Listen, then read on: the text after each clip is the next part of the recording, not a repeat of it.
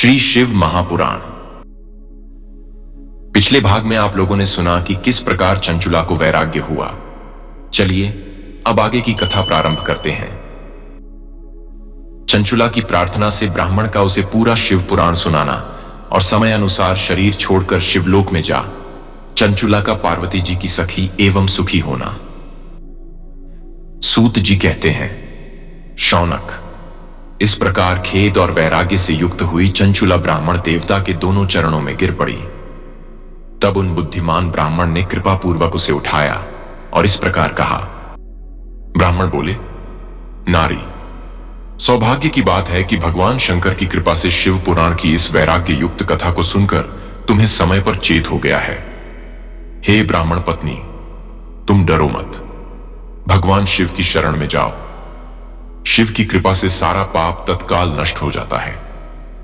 मैं तुमसे भगवान शिव की कीर्ति कथा से युक्त उस परम वस्तु का वर्णन करूंगा जिससे तुम्हें सदा सुख देने वाली उत्तम गति प्राप्त होगी। शिव की उत्तम कथा सुनने से ही तुम्हारी बुद्धि इस तरह पश्चाताप से युक्त एवं शुद्ध हो गई है। साथ ही तुम्हारे मन में विषयों के प्रति वैराग्य हो गया है। पश्चाताप ही पाप करने वाले पापियों के लिए सबसे बड़ा प्रायश्चित्त है। सत्पुरुषों ने सबके लिए पश्चाताप को ही समस्त पापों का शोधक बताया है। पश्चाताप से ही पापों की शुद्धि होती है।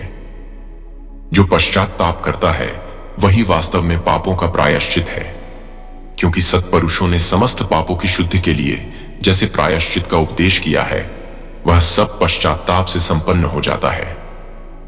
जो पुरुष विधि पूर्वक प्रायश्चित करके निर्भय हो जाता है पर अपने कुकर्म के लिए पश्चाताप नहीं करता, उसे प्रायः उत्तम गति नहीं प्राप्त होती।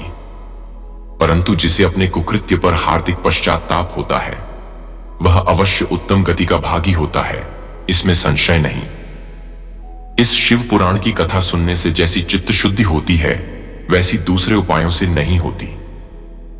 जैसे दर्पण साफ करने पर निर्मल हो जाता है, उसी प्रकार इस शिव पुराण की कथा से चित्त अत्यंत शुद्ध हो जाता है, इसमें संशय नहीं है। मनुष्यों के शुद्ध चित्त में जगदम्बा पार्वती सहित भगवान शिव विराजमान रहते हैं। इससे वह विशुद्ध आत्मा पुरुष श्री साम सदाशिव के पद को प्राप्त होता है। इस उत्तम कथा का श्रवण समस्त मनुष्यों के लिए कल्याण का बीज है। अतः यथोचित शास्त्रोक्त मार्ग से इसकी आराधना अथवा सेवा करनी चाहिए। यह भवबंधन रूपी रोग का नाश करने वाली है। भगवान शिव की कथा को सुनकर फिर अपने हृदय में उसका मनन एवं निदिध्यासन करना चाहिए। इससे पूर्णतया चित्त शुद्धि हो जाती है। चित्त शुद्धि होने से महेश्वर की भक्ति अपने दोनों पुत्रों ज्ञान और वैराग्य के साथ निश्चय ही प्रकट होती है। तत्पश्चात महेश्वर के अनुग्रह से दिव्य मुक्ति प्राप्त होती है, इसमें संशय नहीं है। जो मुक्ति से वंचित है उसे पशु समझना चाहिए, क्योंकि उसका चित्त माया के बंधन में आसक्त है। वह निश्चय ही संसार बंधन से मुक्त नहीं हो पाता। हे ब्राह्मण पत्नी, इसलिए तुम विषयों से मन को हटा लो और भक्तिभाव से भगवान शंकर की इस परम पावन कथा को सुनो। परमात्मा शंकर की इस कथा को सुनने से तुम्हारे चित्त की शुद्धि होगी और इससे तुम्हें मोक्ष की प्राप्त हो जाएगी।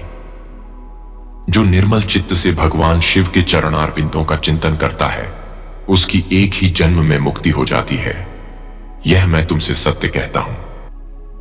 सूत जी कहते हैं, शौनक, इतना कहकर वे श्रेष्ठ शिव भक्त ब्राह्मण चुप हो गए। उनका हृदय करुणा से आर्द्र हो गया था। वे शुद्ध चित्त महात्मा भगवान शिव के ध्यान में मग्न हो गए। तदनंतर बिंदुक की पत्नी चंचुला मन ही मन प्रसन्न हो उठी। ब्राह्मण का उक्त उपदेश सुनकर उसके नेत्रों में आनंद के आंसू छलक आए थे। वह ब्राह्मण पत्नी चंचुला हर्ष भरे हृदय से उन श्रेष्ठ ब्राह्मण के दोनों चरणों गिर पड़ी और हाथ जोड़कर बोली, मैं कृतार्थ हो गई।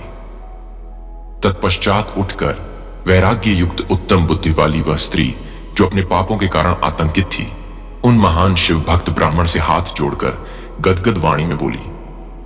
चंचुला ने कहा, हे ब्राह्मण श्रेष्ठ, शिव भक्तों में श्रेष्ठ, हे स्वामिन, आप धन्य हैं, परमार्थदर्शी हैं और सदा परोपकार में लगे रहते हैं, इसलिए श्रेष्ठ साधु पुरुषों में प्रशंसा के योग्य हैं।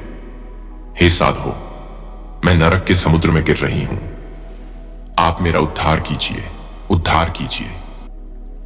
पौराणिक अर्थ तत्व से संपन्न जिस सुंदर शिव पुराण की कथा को सुनकर मेरे मन में संपूर्ण विषयों से वैराग्य उत्पन्न हो गया, उसी इस शिव पुराण को सुनने के लिए इस समय मेरे मन में बड़ी श्रद्धा हो रही है। सूत जी कहते हैं, ऐसा कहकर हाथ जोड़ उनका अनुग्रह पाकर चंचुला उस शिव पुराण की कथा को सुनने की इच्छा मन में लिए उन ब्राह्मण देवता की सेवा में तत्पर होकर वहां रहने लगी।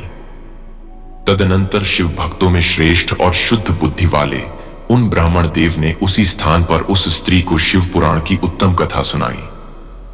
इस प्रकार उस गोकर्ण नामक महाक्षेत्र में उन्हीं श्रेष्ठ ब्राह्मण से शिव पुराण की वह परम उत्तम कथा सुनी, जो भक्ति, ज्ञान और वैराग्य को बढ़ाने वाली तथा मुक्ति देने वाली है। उस परम उत्तम कथा को सुनकर वह ब्राह्मण पत्नी अत्यंत कृतार्थ हो गई। उसका चित्त शीघ्र ही शुद्ध हो गया। फिर भगवान शिव के अनुग्रह से उसके हृदय में शिव के सगुण रूप का चिंतन होने लगा। इस प्रकार उसने भगवान शिव में लगी रहने वाली उत्तम बुद्धि पाकर शिव के सच्चिदानंदमय स्वरूप का बारंबार चिंतन आरंभ किया। तत्पश्चात समय के पूरे होने पर भक्ति, ज्ञान और वैराग्य से युक्त हुई चंचुला ने अपने शरीर को बिना किसी कष्ट के त्याग दिया। इतने में ही त्रिपुर शत्रु भगवान शिव का भेजा हुआ एक दिव्य विमान द्रुत गति से वहां पहुंचा, जो उनके अपने गणों से संयुक्त और भांति भांति के शोभा साधनों से संपन्न था। चंचुला उस विमान पर आरूढ़ हुई और भगवान शिव के श्रेष्ठ पार्षदों ने उसे तत्काल शिवपुरी में पहुंचा दिया। उसके सारे मल धुल गए थे। वह दिव्य रूप धारिणी दिव्यांगना हो गई थी। उसके दिव्य अवयव उसकी शोभा बढ़ाते थे। मस्तक पर अर्धचंद्र का मुकुट धारण किए वह गौरांगी देवी शोभाशाली दिव्य आभूषणों से विभूषित थी। शिवपुरी में पहुंचकर उसने सनातन देवता त्रिनेत्रधारी महादेव जी को देखा। सभी मुख्य मुख्य देवता उनकी सेवा में खड़े थे। गणेश, भृंगी, नंदीश्वर तथा वीरभद्रेश्वर आदि उनकी सेवा में उत्तम भक्ति भाव से उपस्थित थे। उनकी अंग कांति करोड़ों सूर्यों के समान प्रकाशित हो रही थी। कंठ में नील चिन्ह शोभा पाता था। 5 मुख और प्रत्येक मुख में 3-3 नेत्र थे।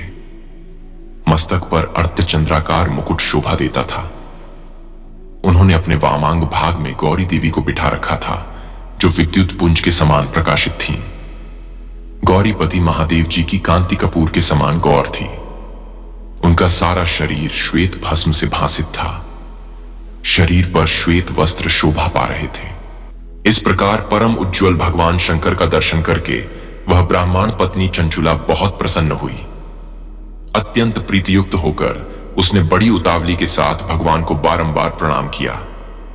फिर हाथ जोड़कर वह बड़े प्रेम, आनंद और संतोष से युक्त हो विनीत भाव से खड़ी हो गई। उसके नेत्रों से आनंदाश्रुओं की अविरल धारा बहने लगी तथा संपूर्ण शरीर में रोमांच हो गया। उस समय भगवती पार्वती और भगवान शंकर ने उसे बड़ी करुणा के साथ अपने पास बुलाया और सौम्य दृष्टि से उसकी ओर देखा। पार्वती जी ने तो दिव्य रूप धारिणी बिंदुगा प्रिया चंचुला को प्रेम पूर्वक अपनी सखी बना लिया। वह उस परमानंद घन ज्योति स्वरूप सनातन धाम में अविचल निवास पाकर दिव्य सौख्य से संपन्न हो अक्षय सुख का अनुभव करने लगी।